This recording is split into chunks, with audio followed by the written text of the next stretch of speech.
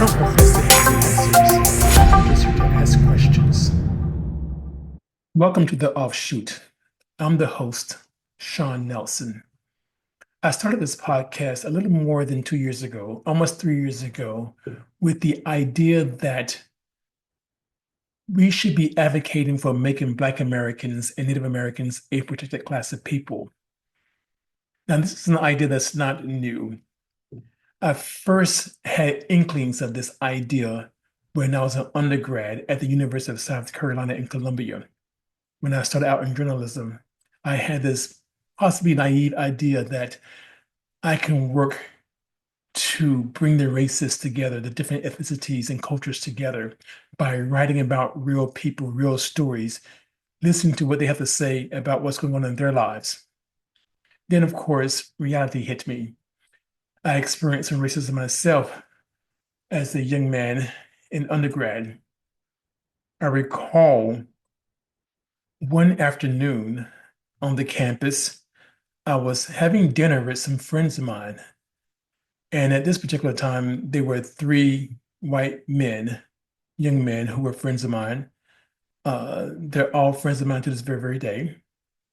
We go out to dinner on campus. And after dinner, we're walking through campus. We stop by this convenience store that is in one of the food halls on campus.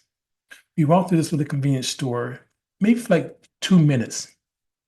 We leave, and after walking out, this manager, I assume, chases us down and he stops us, but he comes to me and says, "You stole something out of our convenience store." And I'm shocked. My friends at the time who were all white were shocked. And I'm thinking, what is this person talking about? Then he begins to explain that the cashier, a young white woman, alleged that I stole a peppermint patty candy bar from the store. I laughed. I kind of brushed it off, but then I thought about it. So me and my friends went back into that store and we addressed our concerns to this young woman who accused me of stealing a peppermint patty candy bar. Now, let me tell you a little something about the University of South Carolina back then. This is in the early 90s. The campus back then had about 28,000 students, maybe 30,000 students.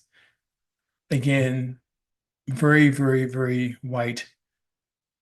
On this particular day in the lunch hall, in the convenience store, I was probably the only Black kid, young man, in that convenience store, which wasn't very, very big. So she obviously was profiling me long before profiling became a thing as we know it today. But needless to say, that was one of the first times on campus. Actually, it was the second time, wasn't the first, but it was one of the first times I was like, you know what? Even in the midst of white friends, somebody still accuses me of stealing a candy bar. So, to make a long story short, to where we are today, I still have faith in journalism as it was back then, not as it is now. Hence why I have this podcast, The Offshoot, because I do want to tell stories. I do want to hear people's voices. And I do believe that people have unique stories, and everyone should have their story told. And so that brings me to 2025. Despite what some might think will happen in the next 2 years, the next 4 years, I'm actually looking forward to it because I believe that there will be some good stories, some great stories to be told. And you're going to hear some of them here on this podcast, on the Offshoot. You've already heard some. And so please stick around for 2025 and beyond and check out what is to come. We're going to have some great interviews with leaders in DC government. We're going to have some authors, and who knows, who knows who might show up on the podcast. But the podcast cannot exist without you. So please subscribe to this channel, follow me on Spotify or wherever you get your podcast.